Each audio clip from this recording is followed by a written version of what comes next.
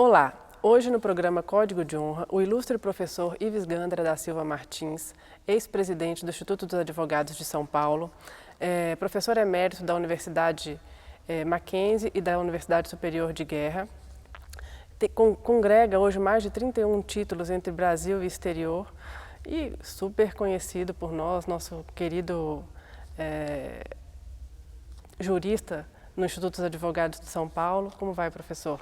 Fabiana, é um grande prazer estar com você e ver o nosso instituto, que na minha época, quando presidia, só tinha pessoas de cabelos brancos ou sem cabelos, ter agora uma ilustre diretora, jovens advogados, que é uma das grandes criações do instituto, podendo dirigir e sendo professora também de direito tributário. A honra é minha.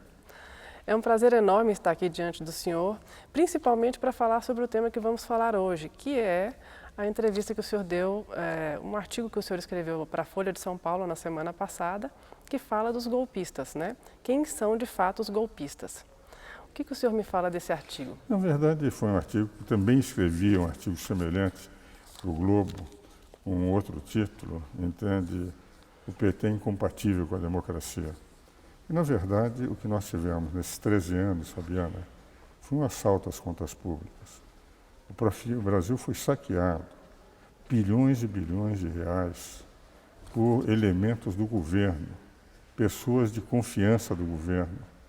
E esse saque que nós tivemos levou o Brasil a essa situação de se aproximar da Venezuela, está aqui na América do Sul como o segundo país em pior crise. Só perde para a Venezuela, cuja crise, enquanto Maduro não sair, será insolucionável.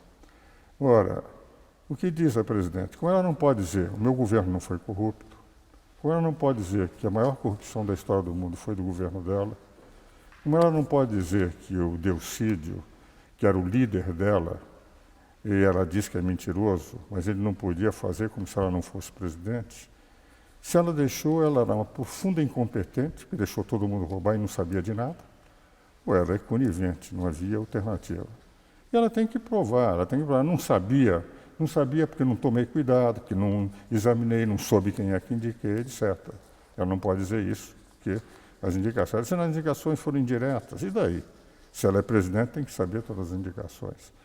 Ela não prova que ela não tem responsabilidades, ao contrário, Delcídio, Cerveró, diversas denúncias diziam que ela sabia de tudo, o próprio Marcelo Odebrecht, segundo o que os jornais apresentaram. Por outro lado, a corrupção está aí, a Lava Jato está demonstrando. 1 bilhão de segundos são 31 anos e meio, foram bilhões e bilhões de reais que foram roubados. Ora, como ela não pode dizer no mérito, não houve saque, ela diz é golpe. Porque é uma forma de tentar mostrar que ela não podia ser elegida porque ela teve 54 milhões de votos, pouco acima dos 53 milhões de votos do outro candidato, através de uma mentira. Ela teve uma mentira, um estelionato eleitoral. Tudo disse que o Brasil ia muito bem graças às pedaladas, que ela emprestava dinheiro que não podia emprestar dos bancos, e o Brasil já estava furado, já estava falido, já estava sem estrutura nenhuma. Então o que ela diz? É golpe, porque ela não pode dizer que ela não fez tudo aquilo. Quem são os golpistas? 367 deputados. Quem são os golpistas? Os 55 senadores. Quem são os golpistas? 11 ministros supremos. Quem são os golpistas? Os constituintes que puseram na Constituição, os artigos 85 e 86. Quem são os golpistas? São a imprensa. Quem são os golpistas? 6 milhões e meio de pessoas que pela primeira vez no Brasil uma multidão foi às ruas. Ou ela que, na verdade, sofreu um golpe por ser incompetente, por ter permitido esse roubo, por ter liquidado o Brasil, por ter gerado o maior desemprego possível, 11 milhões e 400 mil desempregados, por ter aumentado a carga tributária, por ter gerado a inflação novamente, por ter perdido competitividade internacional, por ter liquidado a maior empresa do Brasil. Evidente. A meu ver, só existe um golpista contra o Brasil, é a presidente Dilma. O senhor mostra no seu artigo, né, diversos momentos onde na entrevista ela, ao invés de mostrar que entendeu, que realmente aconteceu, alguns fatos escusos na administração dela, ela ataca outras pessoas, né? ela não entendeu, na sua opinião, professor Ives, o crime que ela cometeu, né? Não, eu tenho a impressão, qualquer aluno, entende, que não tenha viés ideológico, percebe perfeitamente que ela foi uma péssima administradora. O Brasil estava, no governo do Fernando Henrique, colocado como a 7ª economia do mundo. Já caiu para a 12ª. Com todos os erros que ele também cometeu. Mas era um cidadão que sabia o que pretendia. O Brasil estava com uma balança comercial de 100 bilhões de dólares de saldo positivo. O Brasil estava tendo ultrapassado Itália e Canadá. Nós estávamos, enfim, perdendo para a China, porque a China se transformou, e pelos 4 grandes, entende, considerando os europeus grandes e o Japão. Agora, quando ela entra, obras sociais, faz um congelamento. O congelamento que ela fez de energia elétrica para ganhar as eleições e de combustíveis, desde o Código de Hammurabi, que o congelamento não dá certo. O primeiro congelamento da história foi do Hammurabi, que não previa crises, por exemplo, morte de gado, bovino, ovino e trocas. Exigia que as trocas se fizessem, porque não poderia haver, nos momentos de crises, entende, da pecuária, exploração. Máximo, o edito de Máximo, na época do Diocleciano, em 301 depois de Cristo em Roma, fez também um congelamento que foi um fracasso. Plano Cruzado foi um fracasso, Plano Primavera foi um fracasso, Plano Bresser foi um fracasso, Collor foi um fracasso. Todos os congelamentos, o congelamento o que faz? Ele vai contra as leis de mercado. Quando a oferta é inferior à procura e se pretende manter os preços, o que ocorre? Desaparece o produto, ou a maquiagem de produtos. E um dia esses preços têm que voltar aos preços de mercado. Resultado, quando voltou os preços de mercado depois da eleição, do estelionato eleitoral em que ela segurou, o que nós tivemos? A explosão da inflação, muito acima dos dígitos de meta da inflação, que era 6,5%. Resultado, se nós examinarmos, foi um desastre absoluto. Tudo de errado ela fez, sem nenhum controle. O Tribunal de Contas da União foi demonstrando Bolsa Família, 555 vereadores no Nordeste recebendo Bolsa Família. Porque quando se queria eleger um prefeito, dava-se Bolsa Família para todo mundo, sem nenhum critério de saber se as pessoas precisavam ou não. 15% de desvio no Nordeste do dinheiro destinado à Bolsa Família, segundo o Tribunal de Contas, não são dados meus. Então foi um desastre. Quer dizer, certamente, esta situação teria que ter uma solução. E a solução em que o Instituto colaborou intensamente foi no sentido de afastá-la. E agora a reconstrução do Brasil vai ser muito difícil. Nós estamos pegando uma nação arrasada economicamente, uma burocracia absolutamente esclerosada, o que faz com que nós cheguemos à conclusão de que, se não dermos apoio ao presidente que aí está, e eu tenho a esperança de que seja definitivamente determinado o afastamento da presidência, para que nesse próximo ano, nesses 2 anos, que é o mínimo necessário para a reconstrução do Brasil, o Brasil volta a ter, porque a potencialidade econômica, a grandiosidade da nação, uma população muito menor que da China, da Índia, o que facilita, evidentemente, ter um mercado de um lado e a expansão da economia de outro, um país ensolarado como nenhuma área dessa extensão tem. Nós temos tudo para ir para frente, nós precisamos ter governo. E nós estávamos em pleno crescimento, né? Não sabemos se crescimento real ou irreal, mas fruto do próprio crescimento internacional. E, de repente, o brasileiro, o povo brasileiro se vê diante de uma mentira, né? Uma mentira eleitoral. E a gente percebe, o senhor cita no seu artigo, que ou ela foi conivente com tudo aquilo, ou ela foi fantasticamente incompetente. Eu tenho a impressão que as duas coisas se unem, entende? Porque ela incompetente foi, porque nós tivemos alguns governos que também não eram dos melhores, entende? E que tiveram competência para levar alguma coisa para frente, entende? Quando o governo é bom honesto e competente é o ideal, entende? Eu sou contra os governos desonestos, senão nós não estaríamos nessa briga dos institutos. E acho que o servidor público tem que ser servidor do público e não serviço do público, como muitos governantes fazem. Mas ela, evidentemente, todas as escolas, tudo que ela fez em nível de economia foi errado. Quais eram? Metas de inflação. Aquilo que Fernando Henrique tinha colocado como equipe econômica de primeira linha, a equipe econômica dele de primeira linha, eram as metas de inflação que tinha que ser a meta teria que ser 4,5, 2 pontos para cima ou 2 pontos para baixo, para manter a economia estável. O Lula teve a habilidade de pôr um homem como era, e eu não estou elogiando o Lula, eu acho que tudo que está aí na Lava Jato demonstra que ele deve estar com uma carga em cima muito grande. Acho que o sítio é dele, o apartamento, pelo menos é isso que os procuradores dizem. Então, eu não estou falando sobre a honestidade do Lula, mas ele teve um aspecto positivo. Ele pôs um homem que entendia de economia. E o Meirelles nunca deixou a inflação estourar, ficou sempre naqueles limites. O superávit primário, que foi instalado pelo Fernando Henrique, ele cumpriu rigorosamente. Para mostrar os credores externos que nós estávamos bem, o superávit primário mostrava o seguinte: nós temos, tirando os juros da dívida, quer dizer, a correção monetária e tal, nós temos um superávit de 3,5%, o que dava uma sinalização de o Brasil ter subido, graças a isso. E o Meirelles manteve como ministro do Lula, enquanto ele foi ministro do Lula. E quer dizer, essa variação da reflexos de preços que fez com que, na prática, nós tivéssemos uma economia crescendo e o Brasil foi para o cenário de país para investimento. Ganhou. E o Lula conseguiu manter com o Meirelles. E o Lula tinha essa característica. Eu não estou falando sobre a honestidade do Lula, porque todos nós estamos com pontos de interrogação sobre tudo o que está acontecendo, até com um pedido de prisão preventiva que ele tem, que está sendo ainda examinado entre o Moro e o Theory. O Theory não sabe se devolve, se não devolve.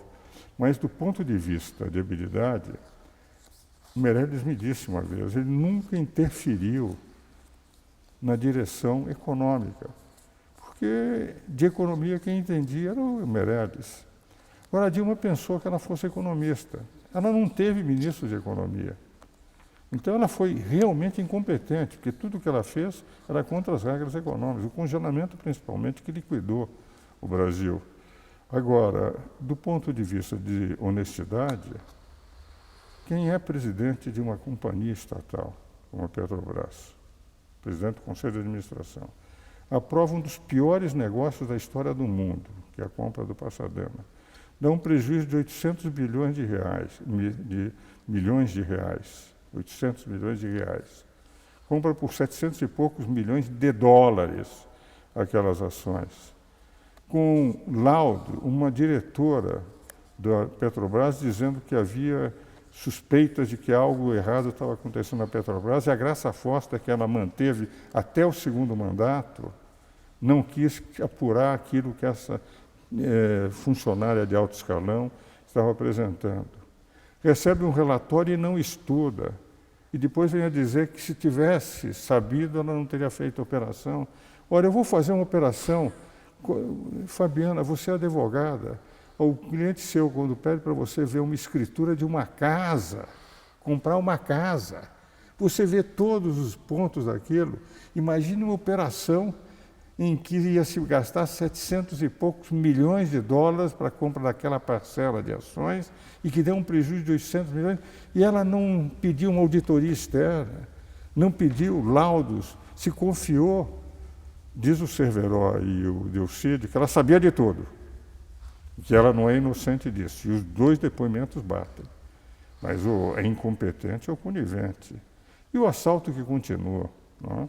Foram 8 anos de assalto. Não é possível alguém ser presidente da República, um partido dominar, e durante 8 anos liquidar uma empresa que tinha ações que valiam 50 e poucos reais, a ação, muita gente aplicou o dinheiro do Fundo de Garantia de Tempo de Serviço na compra dessas ações, a pedido do Lula, e ações que valem 3, 4, 5 reais no mercado.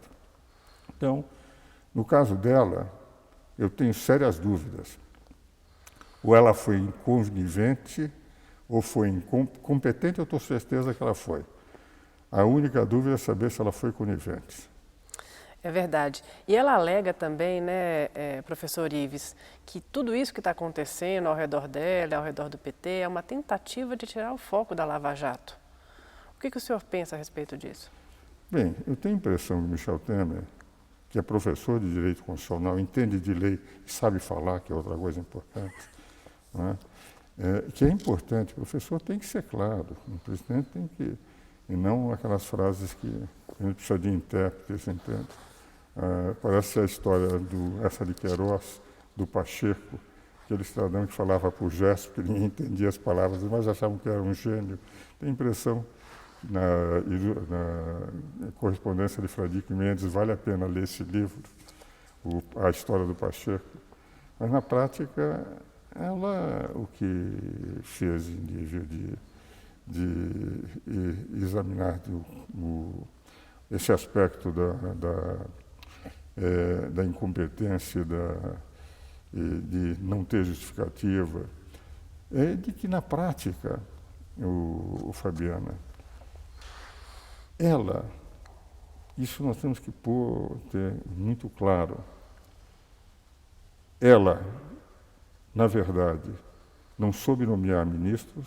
O que ela teve foi a nomeação de pessoas que obedeciam a ela.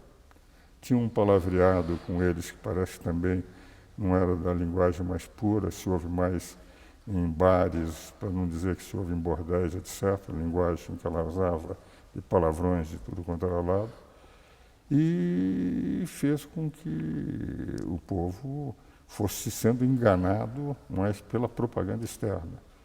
Agora, o argumento que ela apresenta de que efetivamente, entende, isso tudo é uma armação contra ela, que ela está sendo atingida porque querem tirá-la do partido, porque ela pretendeu segurar a Lava Jato, que ela deu liberdade à Lava Jato. Era evidente que tentou prejudicar a Lava Jato. A própria nomeação do presidente Lula para ministro, quando ela diz, se for necessário, se houver ameaça de prisão, use o ministério, obstrução à justiça, demonstra que ela queria parar a Lava Jato. Agora, Michel Temer tem dito repetidas vezes que a Lava Jato é intocável, que a Lava Jato, para o próprio Michel, representa o símbolo da luta contra a corrupção do governo passado. Michel precisa da Lava Jato, mesmo que atinge pessoas, veja o seguinte, quando ela mantinha tudo quanto era ministro, que era citado na Lava Jato, o Michel, quando tem algum indício mais forte, pede para ser exonerado. Foram 2 ministros exonerados, em pouco mais de 2 ou 3 semanas.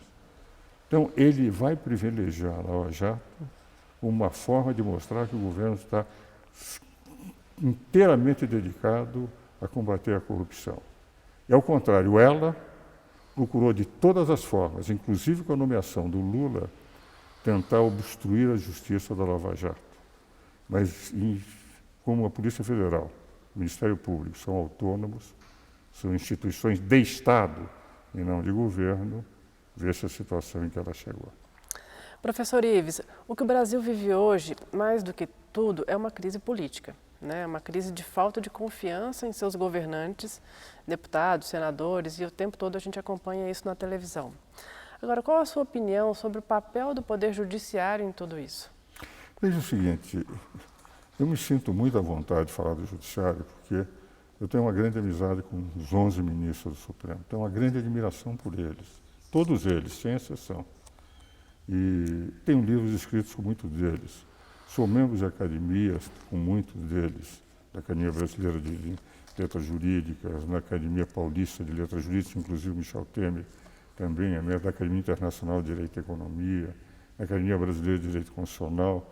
Eu tenho confrades na Academia Paulista de Letras. Nessas academias em que eu participo, nós temos, enfim, grandes ministros. Escrevi livros com muitos deles. Dos meus 70 e 80 anos, você está falando com um decrépito advogado, estou com 81 anos, eles fizeram, ministros escreveram em livros em minha homenagem. E o Instituto até publicou, dos 80 anos, uma edição dedicada com ministros do Supremo, Carlos Mário Veloso, Toffoli, etc., escrevendo. Apesar de tudo isso, eu tenho muitas preocupações com esse protagonismo do Supremo Tribunal Federal, porque eu participei em audiências públicas a convite dos constituintes. O Bernardo Cabral, que fora presidente do Conselho Federal da Ordem, eu fui conselheiro durante o movimento contra a luta para restabelecimento da democracia, fui presidente do Instituto nesse período de restabelecimento e fui novamente conselheiro durante o processo constituinte, tendo contato permanente. Nós queríamos implementar um sistema parlamentar no Brasil. Só não desse uma hora com o Grupo Centrão é que voltou ao presidencialismo. E nós queríamos uma divisão de poderes muito clara. Basta dizer que nós discutimos o artigo 103, parágrafo 2º da Constituição, que dizia o seguinte: nas ações diretas de inconstitucionalidade por omissão, quando o Congresso é omisso, e o Supremo declara que é omisso em normas que teriam que ter aplicação prática da Constituição, imediata, com base no artigo 5º, declarada a inconstitucionalidade por omissão do Congresso, o Supremo, 103, parágrafo 2º, deve comunicar ao Congresso para fazer a lei, mas não faz a lei. Numa noite, jantando eu, Sidney Sanches, o Odir Porto, que foi presidente do Tribunal de Justiça de São Paulo, e o Bernardo Cabral, relator da Constituinte, estávamos discutindo o dispositivo, eu disse: Bernardo, vocês têm que pôr um prazo, porque se eu declaro a emissão e o Congresso não faz um prazo, não tem um prazo para fazer, fica desmoralizado o Supremo. Sabe que o Sidney Sanches, que representava os trabalhos constituintes, o Supremo, o pensamento supremo, disse: Ives, você já imaginou que nós damos 180 dias, o Congresso não cumpre, você acha que eu tenho condições de mandar prender 503 deputados, 81 senadores, por desacato à ordem judicial? É melhor deixar sem prazo. O que representa que nunca poderá haver protagonismo por parte do Supremo. É poder independente, guardião da Constituição. O que nós tivemos? Governador afastado, vice-governador afastado, Maranhão e Paraíba. Em vez de fazer novas eleições com base no 81, candidato derrotado é que é nomeado. O Supremo decide. Problema recente, trânsito em julgado. A Constituição declara que só pode ser considerado acusado como culpado depois do trânsito julgado. Vence o Supremo e diz decisão de segunda instância. O problema do casamento de pares do mesmo sexo. A Constituição é clara: homem e mulher, homem e mulher, homem e mulher. Eles acrescentam uma hipótese que não está na Constituição. Problema do aborto dos anencéfalos. Quais são as hipóteses do 128 de não punição? Aborto é sentimental, é por estupro, e o terapêutico, para salvar a mulher. Agora, o eugênico não está no Código Penal. O problema da fidelidade partidária. Foi discutido na Constituinte. Eu era favorável, disse o Bernardo, que tem que ter fidelidade partidária para criar partidos fortes. Os constituintes não quiseram. Qual foi a fórmula conciliatória? Deram para os partidos políticos. Cada partido define o seu critério de fidelidade. Vem o Supremo e impõe a fidelidade contra o pensamento constituinte. E agora nós estamos vendo. Eu não tenho nenhuma, enfim, não pretendo de forma nenhuma defender o Eduardo Cunha, até porque o que apareceu nos jornais deixa todo mundo com uma séria perplexidade, e eu não gosto nunca, como advogado, de considerar alguém culpado. Eu transito em julgado das decisões do Supremo, mas, enfim, há dúvidas sérias que pairam sobre o Eduardo Cunha. Mas o que diz o artigo 53, parágrafo 3º? Diz o seguinte: que recebida a denúncia, o Supremo tem que comunicar à Casa, e quem pode afastar é a Câmara ou o Senado, de deputado ou senador. E a Câmara ou o Senado pode afastar. E se não quiserem considerar, se for denúncia de crime, só poderá fazê-lo, entende? pelo período do mandato, e diz o parágrafo 5º, fica suspensa a prescrição daquele crime, porque daí seria beneficiar se a prescrição ocorresse. Vem o Supremo em processo investigatório, sem denúncia, entende? Apenas uma cautelar num processo investigatório e afasta. E não foi afastado pela Câmara. Legislou sobre o 53, parágrafo 3º. Agora o Janot pede a prisão no Supremo, quando o parágrafo 2º só pode ser preso por prisão em flagrante. Então eu tenho a impressão que esse protagonismo traz insegurança jurídica. Por quê, Fabiana? Quando o Congresso faz uma lei inconstitucional, eu sei a quem recorrer, Poder Judiciário.